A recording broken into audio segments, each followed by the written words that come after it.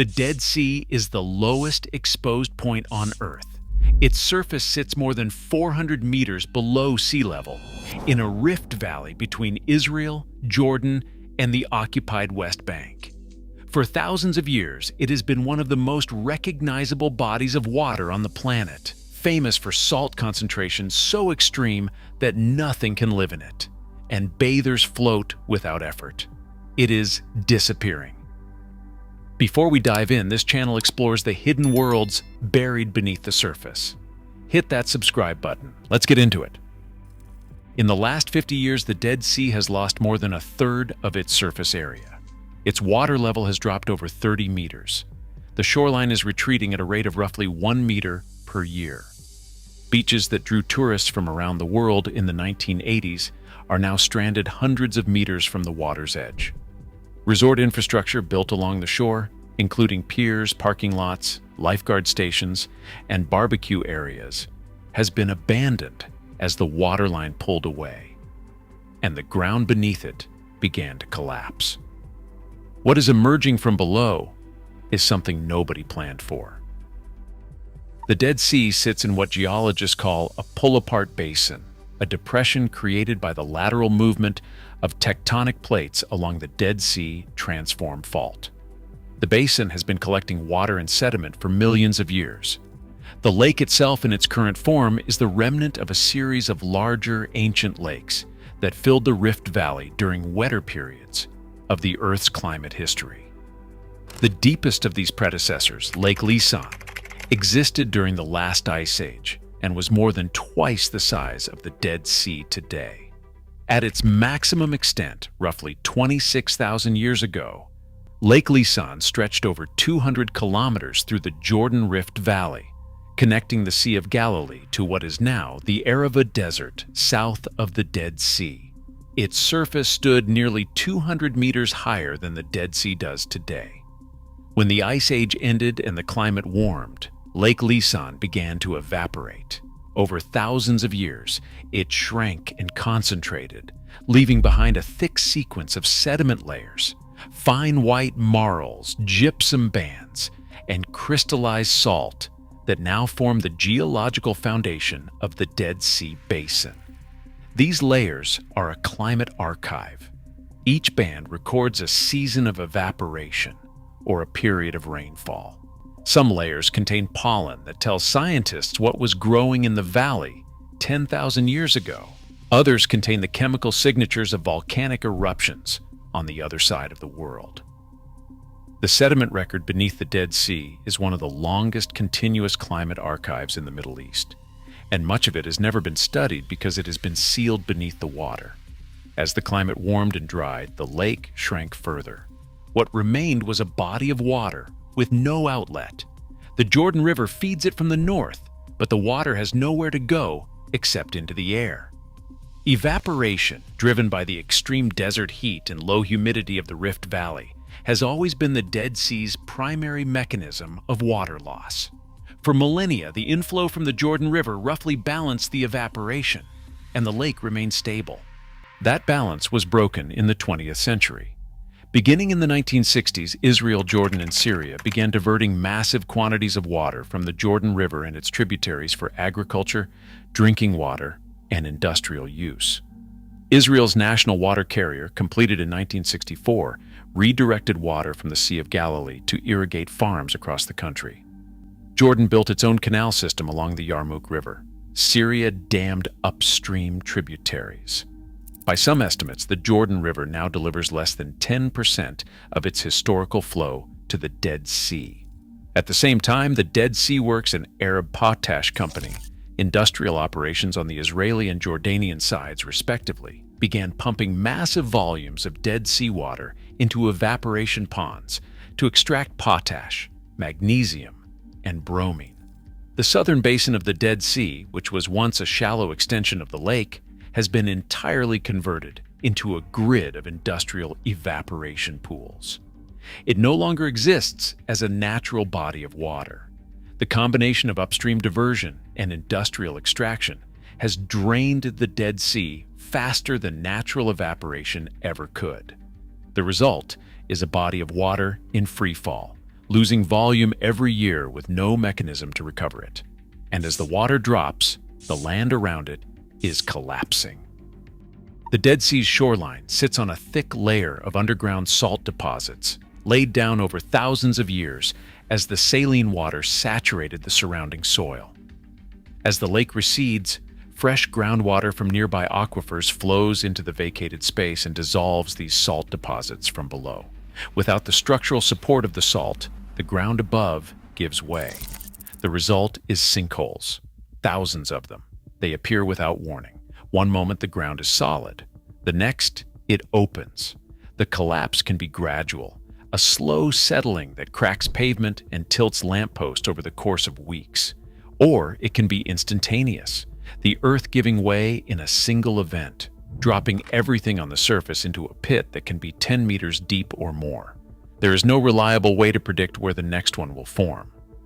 The Israel Geological Institute monitors the shoreline from space using satellite imagery, tracking subtle changes in surface elevation that might indicate a cavity forming below. But the science is imprecise.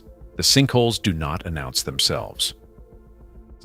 Sinkholes have consumed sections of Road 90, Israel's longest highway, which runs parallel to the Dead Sea shore.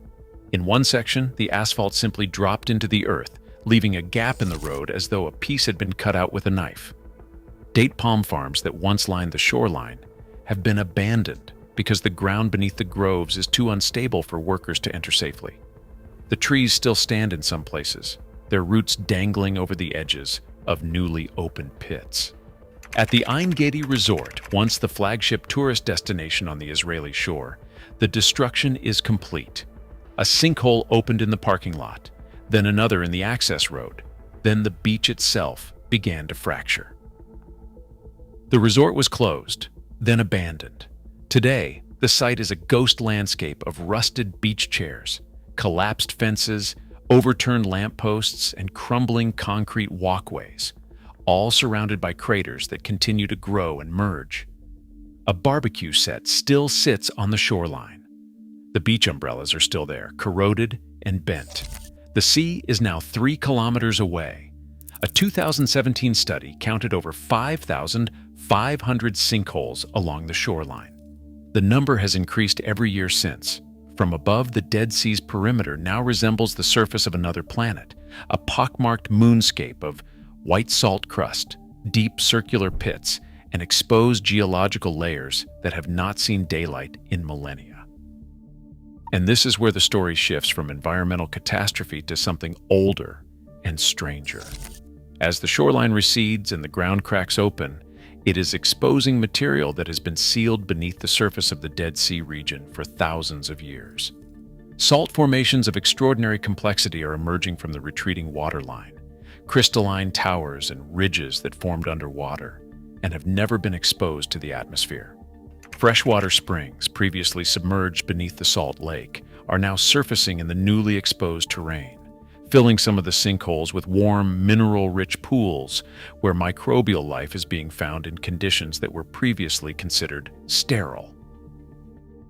In 2011, scientists from the Max Planck Institute sent divers to the floor of the Dead Sea to investigate freshwater springs that had been detected along the lake bottom. What they found left the scientific community surprised.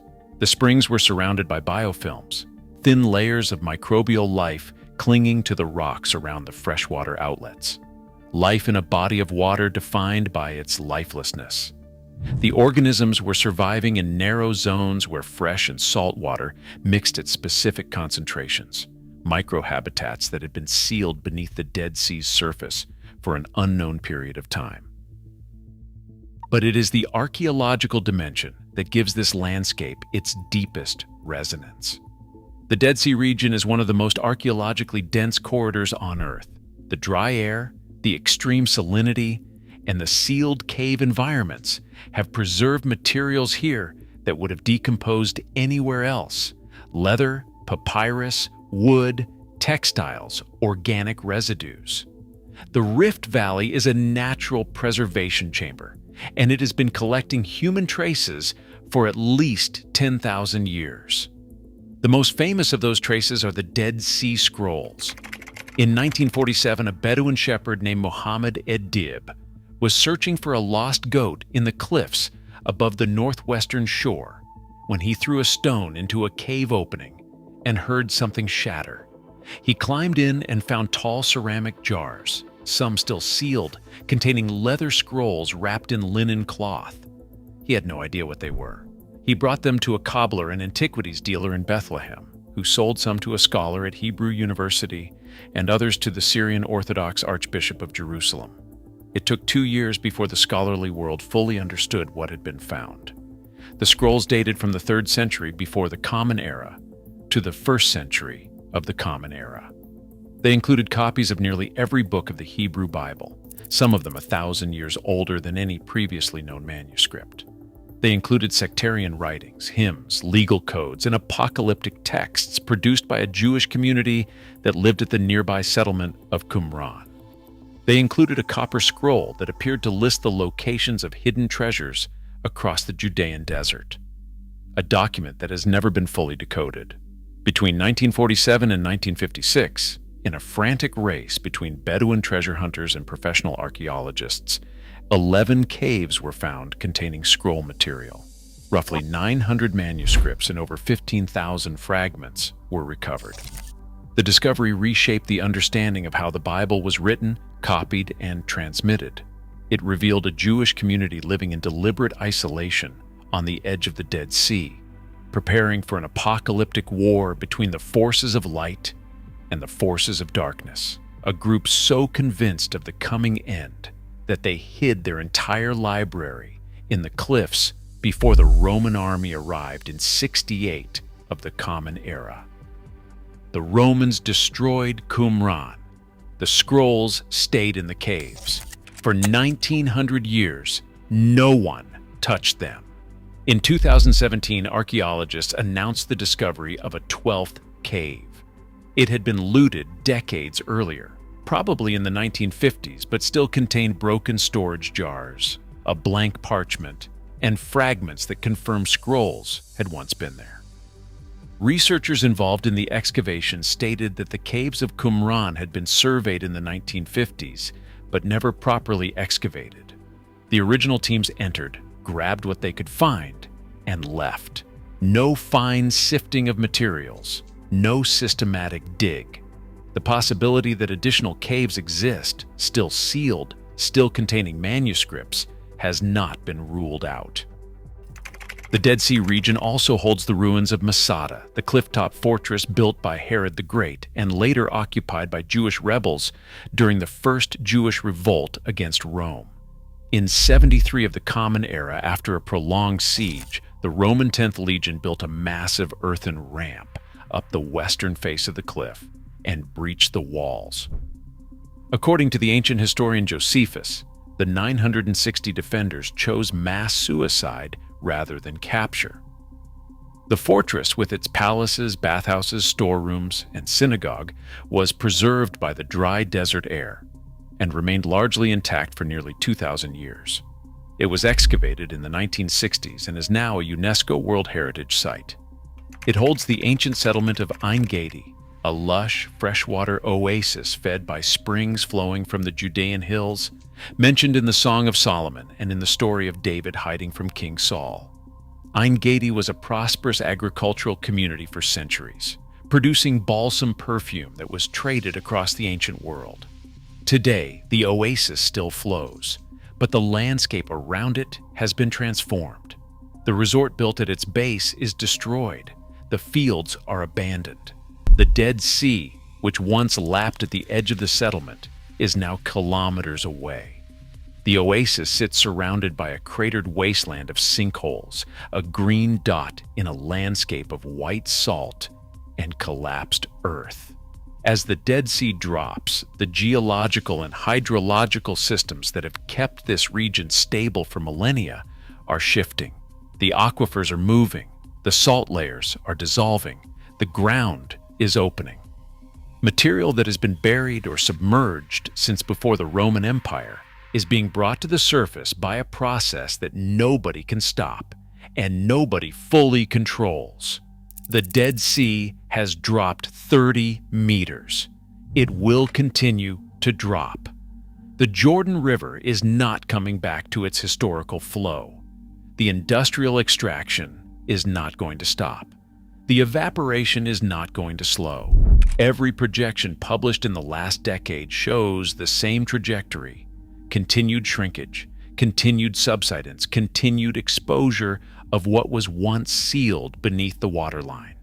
The Ein Gedi beach, where tourists floated in the 1980s, is now a restricted zone. The road that once ran along the shore has partially collapsed into a sinkhole. Farmers who grew watermelons and basil on the shoreline have abandoned their fields because the ground is no longer safe to walk on. Tour guides now lead hikers through the sinkhole landscape on carefully marked paths, warning them not to step too close to the edges because the earth can give way at any moment. The Dead Sea is the lowest point on the surface of the earth. It has been there for tens of thousands of years, collecting water, salt, sediment, and the traces of every civilization that has lived along its shores. Now the water is leaving, and the things it kept hidden are coming into the light. Nobody decided to drain it for this purpose. Nobody planned an excavation. The Dead Sea is conducting its own archaeology, 1 meter of recession at a time, opening the ground, exposing the layers, and revealing what was sealed beneath the surface of the oldest, saltiest, lowest body of water on the planet. Whatever is down there, the water is no longer deep enough to keep it hidden. Thanks for watching. If this is the kind of exploration you want to follow, subscribe. There is more to come.